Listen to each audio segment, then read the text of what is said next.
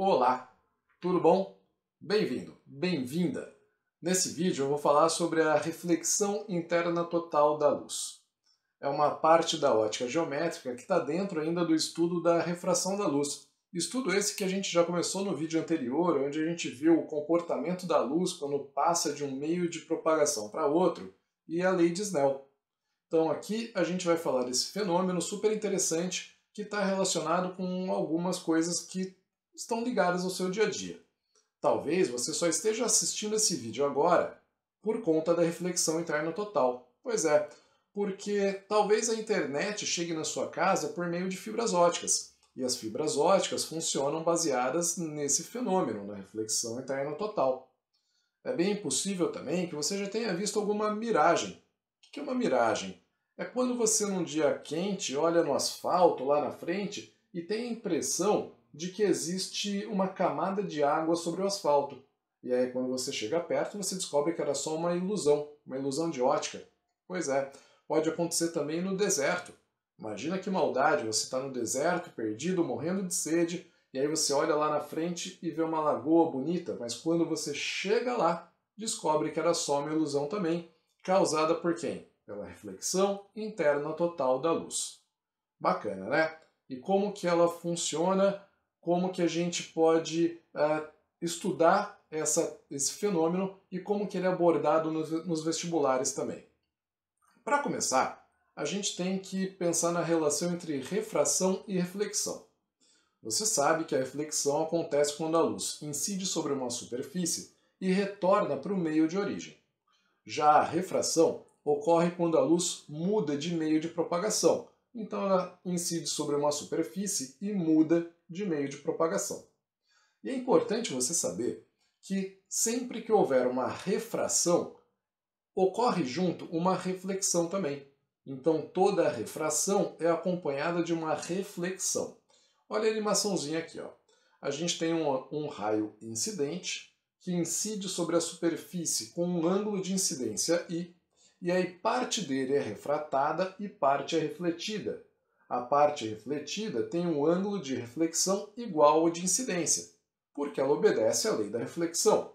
Já a parte refratada tem um ângulo de refração R, e ela vai obedecer à lei de Snell, a lei da refração.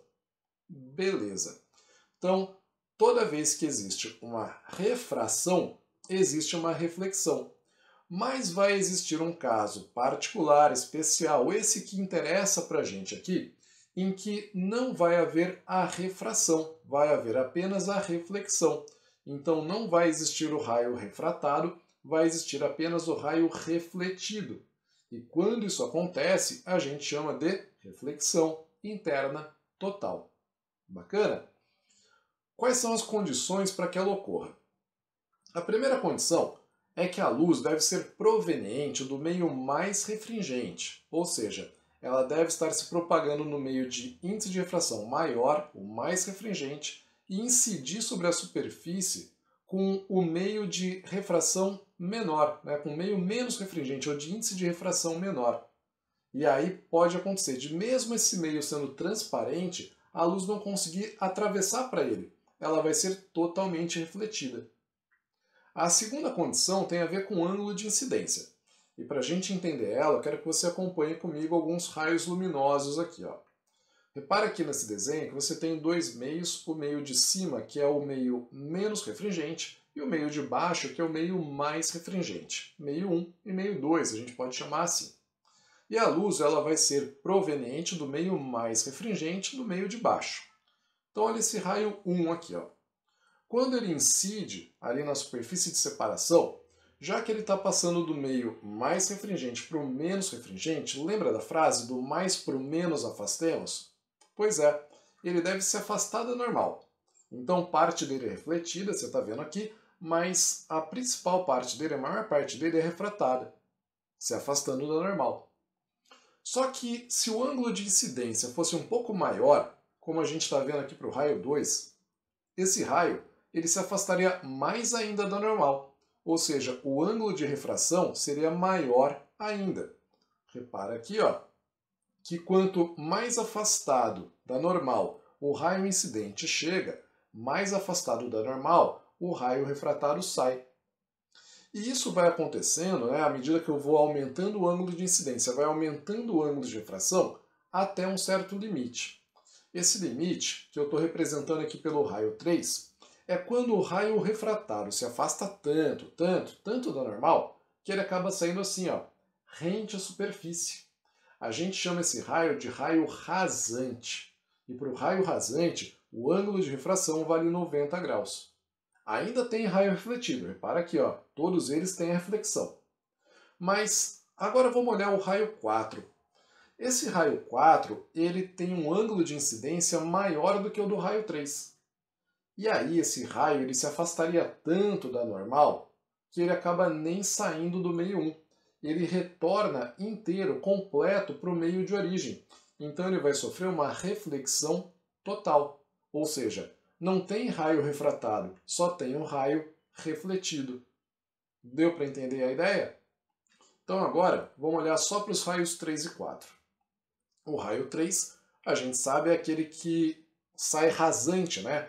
Que tem um ângulo de refração igual a 90 graus. Então tá ali o raio rasante. Galera, quando o raio refratado é rasante, a gente diz que o ângulo de incidência ele é o ângulo limite. Então o que é o ângulo limite? É o ângulo de incidência para o qual a gente tem o raio refratado rasante, ou o ângulo de refração igual a 90 graus. Olha aqui, ó. Quando o ângulo de incidência é igual ao ângulo limite, a gente pode dizer que o raio refratado é rasante à superfície, ou que o ângulo de refração é igual a 90. Tá? E caso a gente tenha um ângulo de incidência maior do que o ângulo limite, o que acontece? Você não tem o raio refratado, tem apenas o raio refletido e ocorre reflexão interna total. Quando o ângulo de incidência é maior do que o ângulo limite, ocorre a reflexão interna total e não há raio refratado. Beleza? Tá, o que falta então? Falta a gente saber como se calcula o tal ângulo limite. Acompanha comigo aqui, ó. Partindo da lei de Snell, a gente sabe que N1 seno de I é igual a N2 seno de R, né? N vem, seno vem, N vai, seno vai. Na situação que a gente está estudando, dá para dizer que o N1, que é o índice de refração do meio de onde a luz vem, é o N maior. E o N2, índice de refração do meio para onde a luz vai, ou tentaria ir, é o N menor, porque senão não ocorre reflexão interna total.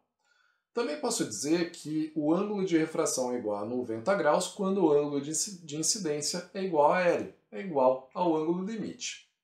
Se a gente substituir esses dados lá em cima na equação da lei de Snell, como que vai ficar?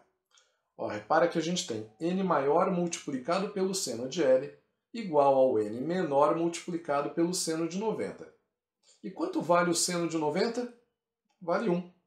Como o seno de 90 é igual a 1, a gente pode simplesmente passar esse N maior dividindo para o lado direito da equação, e aí a gente tem o seno do ângulo limite igual ao N menor dividido pelo N maior. Então, seno do ângulo limite é igual ao N menor dividido pelo N maior. Beleza? Ah, Araújo, mas e se eu me confundir e fizer o N maior dividido pelo N menor? Olha, eu espero que você não faça isso, mas se você fizer, tudo bem. Você vai perceber seu erro, sabe por quê? Se você dividir o N maior pelo N menor, você vai encontrar um valor maior do que 1. E aí você tem que lembrar que o seno jamais pode ser maior do que 1. O seno é um valor que varia entre 0 e 1 para ângulos entre 0 e 90 graus.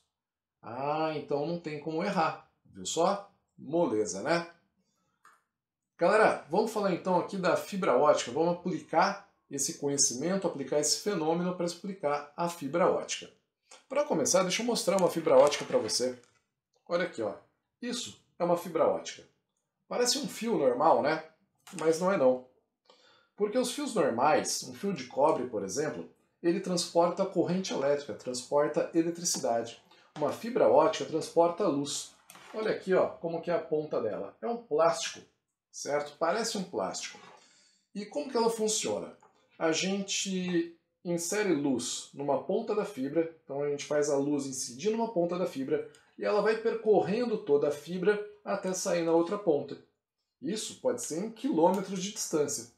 Quer ver? Eu tenho uma luminária verde aqui, eu vou colocar uma ponta da fibra nessa luminária e você vai ver a outra ponta da fibra acender. Olha lá, ó. Ó, que bacana, hein? Então tá vendo que a ponta ficou verdinha. Se eu mudar agora, se eu tirar a ponta da luminária, ó, e colocar de novo, você vê que essa ponta da fibra acende e apaga, acende e apaga. Se eu colocar agora na luminária branca, olha só, a ponta fica branca, aí fica verde, fica branca, e a fibra está transportando a luz. Eu sei que você está pensando, Araújo, como que pode uma coisa dessa, uma coisa maravilhosa dessas, como que acontece? Acontece assim, ó. A fibra, ela tem duas camadas, que você está vendo aqui. Então tem uma camada central, que é a chamada núcleo. O núcleo é uma camada transparente que tem índice de refração NN. E em volta do núcleo você tem a casca, também transparente, com índice de refração NC. E o índice de refração da casca é menor do que o índice de refração do núcleo, né? Ou o índice de refração do núcleo é maior do que o da casca. O que acontece quando a luz incide sobre uma fibra ótica? Então imagina que a luz está vindo do ar, como a fibra é mais refringente do que o ar, esse feixe luminoso ele vai se aproximar da reta normal quando incidir sobre a fibra. E aí ele vai chegar na separação entre o núcleo e a casca. Mas devido a essa primeira curvatura que o raio sofreu quando entrou na fibra, esse primeiro desvio, o ângulo de incidência na separação entre o núcleo e a casca geralmente é grande, e ele acaba sendo maior do que o ângulo limite. Por ser maior do que o ângulo limite, a luz não vai conseguir passar do núcleo para a casca, mesmo com a casca sendo transparente. A luz vai ser totalmente refletida, vai sofrer a reflexão interna total. E aí ela volta para dentro da fibra, ela volta para o núcleo e vai refletindo, refletindo, refletindo, refletindo até sair na outra ponta. Bacana, né? Então talvez a internet esteja chegando na sua casa agora por meio da fibra ótica, por causa da reflexão interna total da luz. Muito legal. E a miragem, como que ela acontece? Imagine um dia quente, em que o chão está bem quente. O índice de refração do ar, a gente considera nos exercícios geralmente que ele é igual a 1, mas ele não é igual a 1, ele é maior do que 1. 1 é só do vácuo. E além disso, o índice de refração do ar, ele varia de acordo com a densidade do ar e com a temperatura dele.